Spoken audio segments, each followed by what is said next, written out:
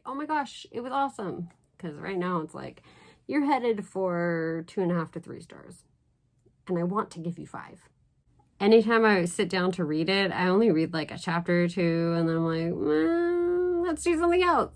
At first I was like, psh, I don't think I like this character. It's just kind of like, whoa, images in my head now.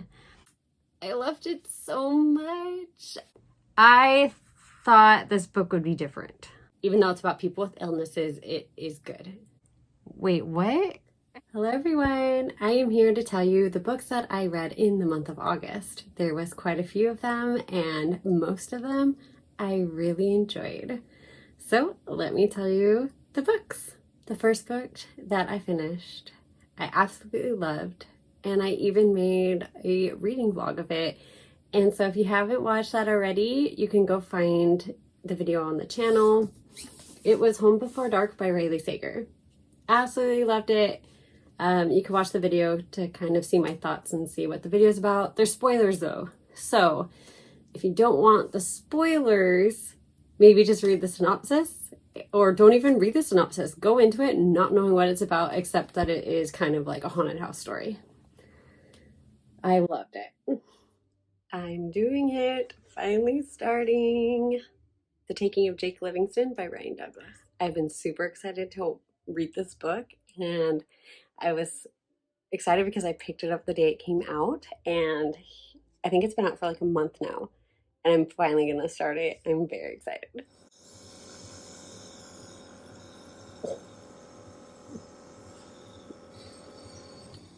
Okay, I'd hate to be that kid who died in PE class. Stephen Woodbead never saw it coming. He was body rolling to a trap song when the javelin hit his skull. That's how it starts. Holy cow.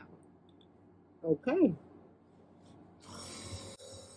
I am about halfway through with The Taking of Jake Livingston, and so far it's not as good as I hoped it would be.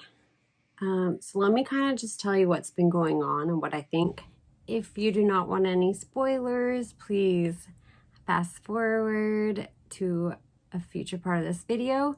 I will put up a picture of the book just like this, and if you see that, that means I'm talking about the book. So once that book goes away, it'll be safe for you to watch.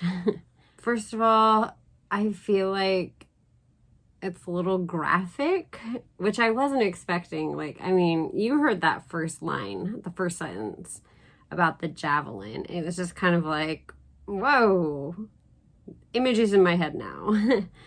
So he sees these ghosts in their death loop.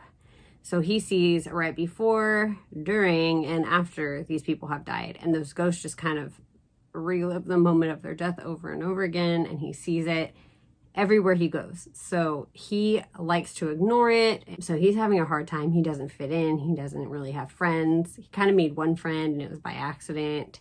And that's just because that person just hangs out around them. He's quiet, reserved, but he wishes he was like his brother, who's very outspoken and able to say what he wants. So he wishes he could be more assertive like that, but he's just not. The main story of this is about him seeing a ghost named Sawyer, who is a vengeful ghost. It was really weird. Like, one of the parts I was reading was about his neighbor being killed, but he was like, he saw it because he like did an astral projection to see like, okay, how did this Mateo die? What's his time loop? So he like projected himself into Mateo's house to watch the time loop, and he was like killed by a floating knife because it was a ghost that killed the neighbor. And like, for me, I had to read that part like a couple times because I was like, wait, what? Okay. But I mean, so there's things like that I'm having trouble with in this this whole idea of ghosts being able to do that. And then another thing that has taken some adjusting is the way that the author writes. The sentences are very like abrupt, or like the word that keeps coming to mind is like staccato. It's just a lot of short sentences where I'm like, I'm not used to that. I'm not used to the writing like that. So this Sawyer wants Jake. He wants to take over Jake's body so that he can like be alive again, I guess. And that's where I ended up halfway through. I thought this book would be different. I thought it was going to be maybe more funny or more scary, but it's kind of neither of those. Anytime I sit down to read it, I only read like a chapter or two, and then I'm like, let's do something else. So unfortunately, that's where I'm at right now. But maybe I'm hoping the second half of the book is going to be better, and I'm going to be like, oh my gosh, it was awesome. Because right now it's like, you're headed for 2.5 to 3 stars. And I want to give you 5. I want to, but I just don't know if we'll get there.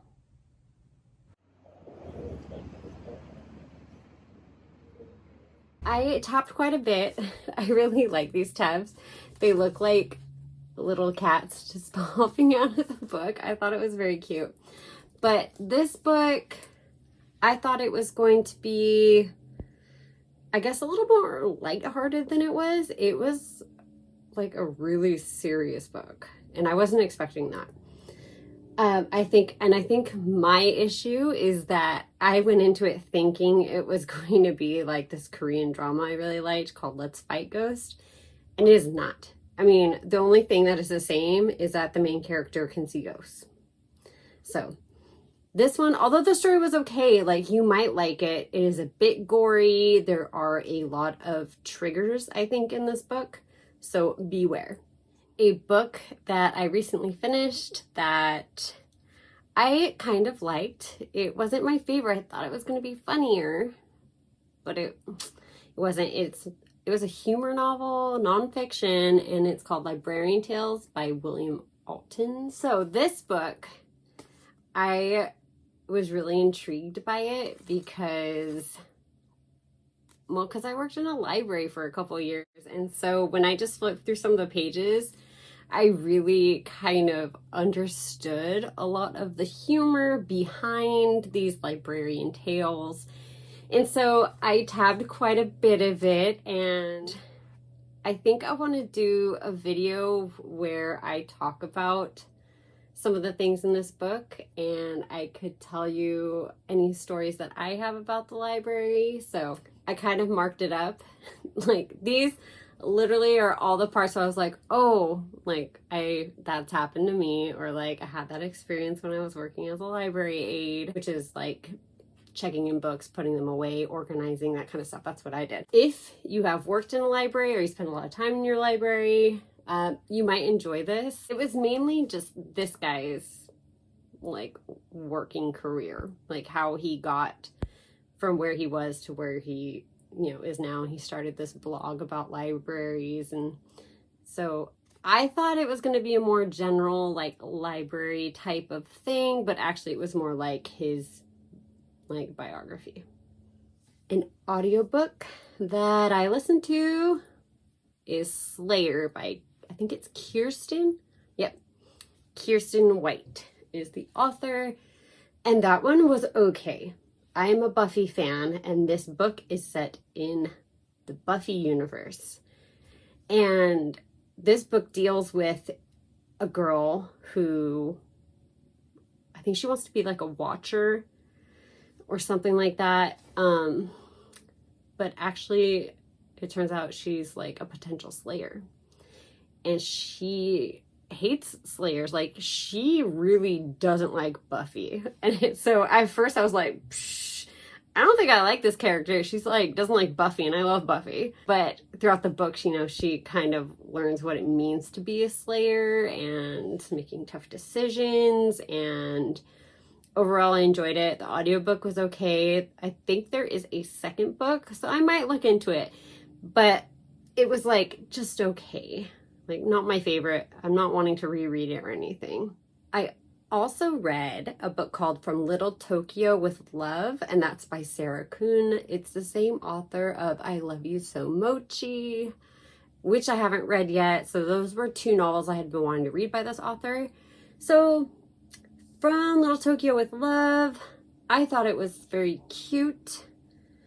It wasn't my favorite. Again, the story was like a little slow. It was a big book, but there was a lot of space around the margins. So I think it was like 400 pages or something, but because of the big writing and the large margins, I finished it fairly quickly. So don't be intimidated by the size of it. That's all I'm trying to say. The main character of this book, she's biracial. She's half Japanese and half white, but she feels like she does not fit in anywhere. So she's living with her aunts and cousins, and they kind of raised her because her mom supposedly died when she was little. But this book is about how she discovered her mom is actually alive, and it's her trying to track her mom down with the help of this like cute movie star who like kind of fell for the main character. So it's really cute how he like accepts her as she is, and she struggles with that. I really felt like this novel is a story about communication. There were so many instances in this book that could have been solved if the characters had known how to communicate. So I think the moral of this story is very good. Like, it's like, say what's on your mind, stop keeping it in. And I really liked that. Overall, I think it was a good book, and because I liked this one, okay, I'm gonna read I Love You So Mochi in the future. So there's that one. Okay, this next one, I loved it so much. Okay, so it's The Kiss Quotient by Helen Huang. Oh my gosh. So I kind of read this one by accident, because the book of the month book that I chose for August was by the same author, but it's like the third one in the series. And so when I got this book, I think it's called The Heart Principle, I got this and I was like, hold up, there's 2 other books before this one. Why do I have only the third in a series? Like, oh, I should have researched it more before I chose that one. But oh my gosh, it was a happy accident that I chose it, because The Kiss Quotient was so funny. Like, I loved it. I listened to the audiobook version from my library, and I finished it so quickly, like a couple days maybe. And the premise, I just thought was so funny. It's this main character she's very focused. I think she has autism, and she kind of tries to hide it, and she's very, very into work and schedules and lists and stuff like that. And her relationships just don't really work out. They think that she doesn't like having fun in her relationships, like in the bedroom especially. And so she decides that the best way to learn how to do that is to hire an escort to teach her how to be good at romance. And so she does this, and the two just are perfect for each other. And again, it's like communication, I feel like, is another issue in this book, that it's like if the characters only knew how to express themselves more, things would work out. But then I guess there wouldn't really be a story. So I guess I'm glad that they have this miscommunication problem. So I highly recommend this one. There are some steamy scenes, but it's only in select chapters of the book. It's not like the whole thing. So I really liked this one. I also read a book by Kristen O'Neill called Lycanthropy and Other Chronic Illnesses. So this title just totally popped out to me, the whole chronic illness thing. Like, I have a chronic illness, and so I was like, I could have totally been a part of this like group chat in the book. This whole thing is about how they have chronic illnesses, and they decided to get a group chat together and kind of support one another, and it just feel like they're not alone in their suffering. And one of the girls is actually a werewolf. And so I learned lycanthropy. I had to look that up multiple times to figure out how to say it. Is another word for werewolf. And so I thought this book was very cute, and a lot of it was actually in the format of like texts or like chats. And so the book looks very big, but it's actually not, because a lot of it's just like really fast dialogue that doesn't take up the whole page. So I read it pretty fast, and I actually really enjoyed it. I thought it was very cute. I loved the support aspect. I love the representation of all these different illnesses. I thought that was wonderful. The main character has Lyme disease, which is something I didn't really know what it was. I had heard about it. And so reading this book, I found out what Lyme disease is and like how it affects someone. So it's a good story. Even though it's about people with illnesses, it is good. And a lot of it is werewolf. And so maybe it'd be a good Halloween type book if you want to read something about like werewolves, but it's not scary. So there's that. Another romance book.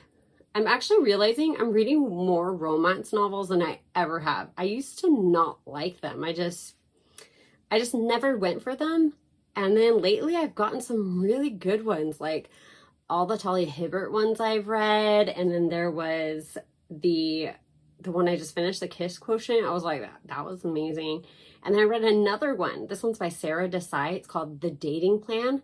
And it was on my TBR for July, and I didn't get around to it. And then August, I almost didn't get around to it again because I had to return it to the library. But then I got the ebook for it, and I was like, let me just start reading this. Like, I don't want it to be on my TBR like every month. So let me just read it. And my goodness, I loved it. It reminded me so much of the Kiss Quotient. So I was a little confused because I read it right after. And so there were parts where I was like confusing the characters up and being like, oh yeah, this guy's from the escorts. And I was like, whoa, hold on. That's the other book. This one, the guy like rides a motorcycle. And so I had to like separate those two books in my mind. But I really liked this one. It was about a girl who was stood up at prom, and 10 years later she sees the guy again, and they come up with this plan to marry each other under false pretenses, or not false pretenses, but they want to marry each other, but it's not like it'll be real, but only for like a year. It's like a contract marriage. She was tired of all her aunties trying to get her to get married and blind dates and blah, blah, blah. She just kind of wanted to be focused on work.